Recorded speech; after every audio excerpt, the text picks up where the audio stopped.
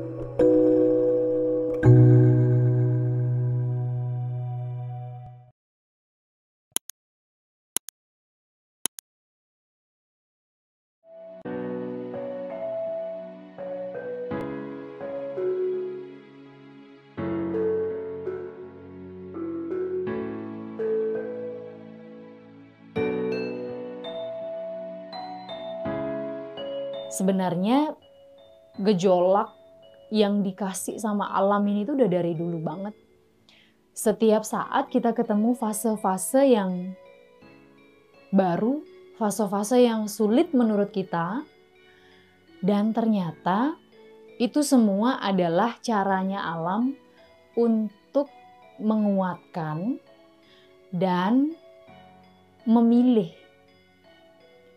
siapa yang bisa bertahan di masa sekarang ini.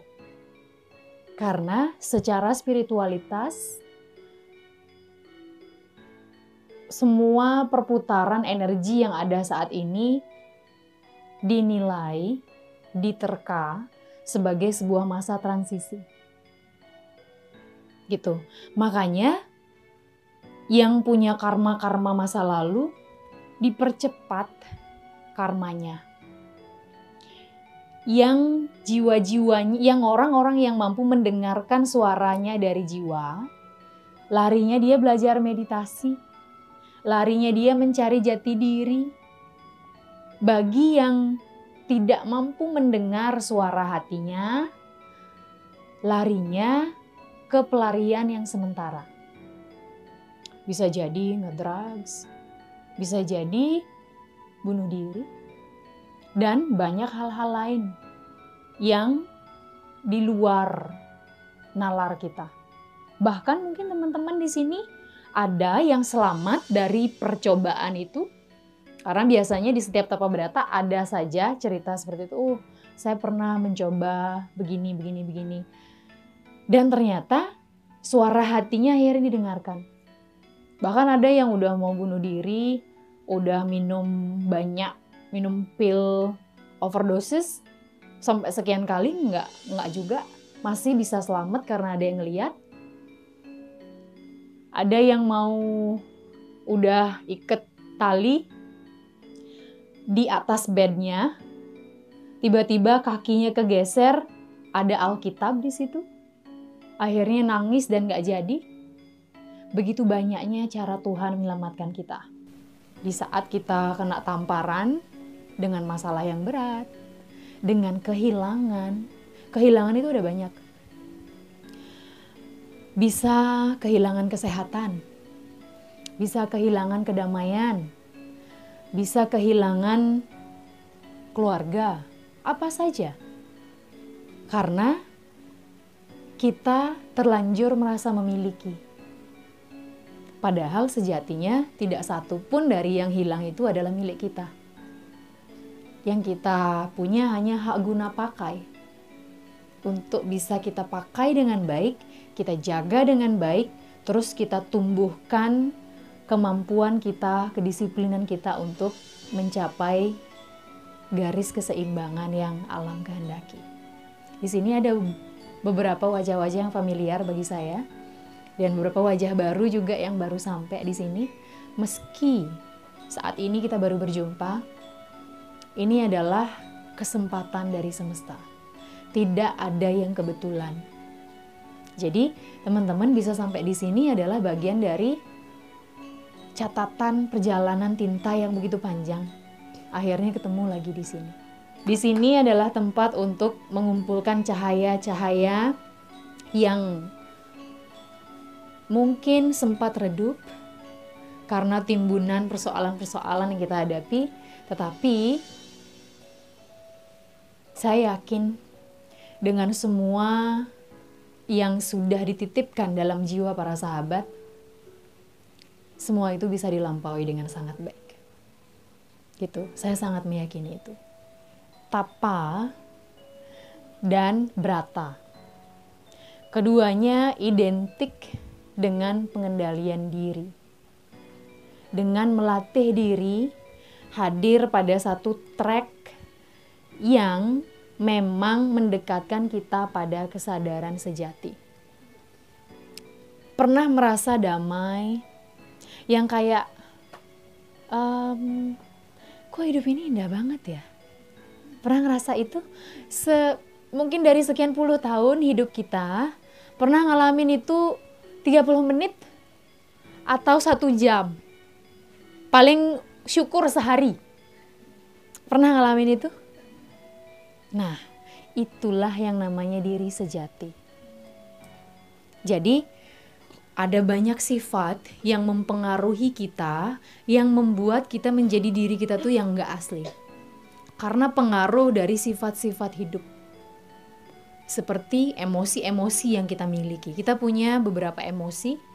Ada marah, ada sedih, ada gembira, ada kecewa. Semua itu dia bersatu padu dalam saraf kita. Dan dia menjadi satu kesatuan yang seringkali kita akses ketika kita mendapati sebuah realita di luar diri kita. Itu sifat-sifat yang seringkali membuat kita terombang-ambing. Sadar nggak? Sekarang mulai ngeh kan? Itu loh yang membuat kita terombang-ambing. Dan tahu nggak? Itu tuh bukan diri kita yang asli. Diri kita yang asli itu judulnya cuma satu. Kebahagiaan. Jadi si bahagia ini berbeda dari si gembira. Gembira tuh yang wah itu gembira. Bahagia itu yang cukup. Bahasa Inggrisnya contentment. Saya nggak tahu bahasa Indonesia selain bahagia tuh, selain kebahagiaan itu apa jadinya. Yang jelas contentment, hening, tapi dia ada rasa bahagia yang I'm enough. Itu sebenarnya diri kita yang sejati. Dan secara kenyataan kita dipengaruhi sangat besar oleh sifat-sifat yang bukan diri kita yang asli. Maka dari itulah Tapa Brata ini adalah merupakan sebuah peninggalan dari para leluhur kita di Nusantara yang sangat luar biasa. Yang akhirnya kami, saya, Aji, kami babak belur dengan gejolak hidup ini. Tuntutan dorongan dari jiwa mencari jawaban, intelektual yang terus bertumbuh, itu yang membuat spiritualitas itu semakin kuat. Karena spiritualitas itu bukan klinik. Spiritualitas itu bukan sesuatu yang kuno, bukan. Autentik ya, tapi kalau ibarat ketertinggal gitu enggak. Spirituality itu amazing. Dan kita anak-anak muda ini wajib hidup di jalan spiritual. Karena ibarat dulu tuh saya pernah mikir dan menemukan satu analogi. Kalau hidup ini adalah piring yang terus dipakai setiap saat makan, Air itu adalah ceritanya, kemudian spirituality itu adalah sabunnya. Kebayang nggak kita nyuci piring nggak isi sabun? Jadi fungsi dari spiritualitas itu adalah clean it. Dia akan membantu membersihkan apa yang harusnya dibersihkan. Untuk membuat kita menyadari bahwa this is not you. The true you is the one yang ada di sini. Dan mainkanlah jalan hidup ini dengan penuh kesadaran. Itu yang diminta.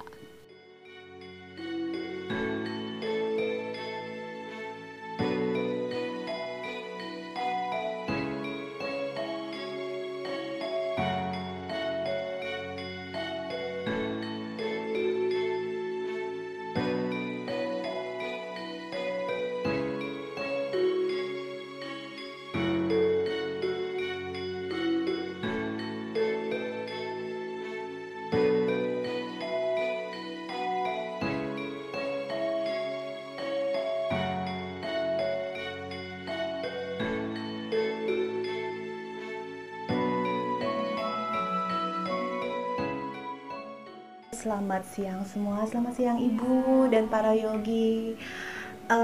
Kisah transformasi ya, aduh ini kali kedua saya ikut Tapa Brata.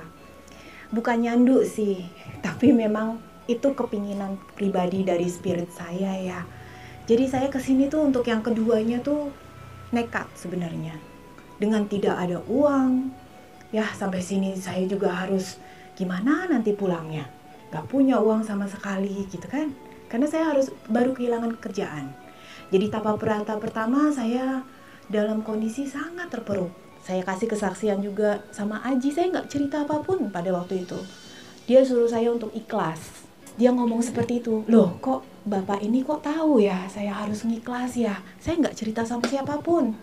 Saya suruh ikhlas dan kita memang belajar bahwa kalimat ikhlas sering kita dengar, tapi gimana gunainnya kita nggak tahu dan saya baru belajar di sini, gitu ya. Selama proses 3 hari saya makan tales, saya hidup sederhana, saya tidak mikirin lagi tuh entitlement, pekerjaan, tidak saya pikirkan. Hidup saya kok malah lebih bahagia, hati saya kok malah lebih tenang ya, gitu ya.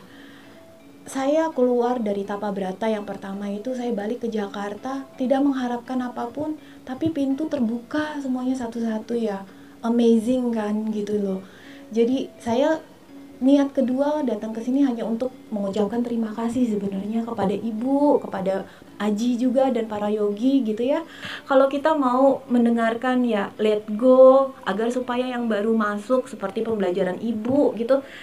Quite amazing loh how life give us so much blessing gitu. Itu terima kasih. Mungkin Ibu dan Aji nggak tahu berapa yang sudah diberikan kepada kami jiwa tersesat ini, sempat tersesat gitu. Tapi kami sudah terima kasih atas jalannya gitu. Kami belajar dan saya yakin ini bukan 2 kali Tapa Brata lagi. Saya akan datang ke sini nanti untuk karena saya tahu juga ini nggak gampang untuk menjadi spiritual saya yang mungkin endapannya sudah banyak dan saya akan datang kembali lagi for sure. Terima kasih semua.